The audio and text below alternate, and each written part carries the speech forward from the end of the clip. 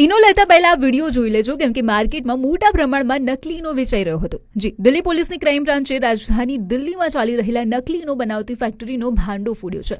મામલો છે દિલ્હીના ઇબ્રાહિમપુર ગામનો. ઈનો બ્રાન્ડની અસલી નિર્માતા કંપની ગ્લેક્સોસ્મિથક્લાઇન તરફથી પોલીસને ફરિયાદ મળી અને માહિતી મળતા જ ક્રાઇમ બ્રાન્ચની ટીમે દરોડો પાડ્યો અને ત્યાં જે મળ્યું તે ખરેખર ચોંકાવનારું હતું.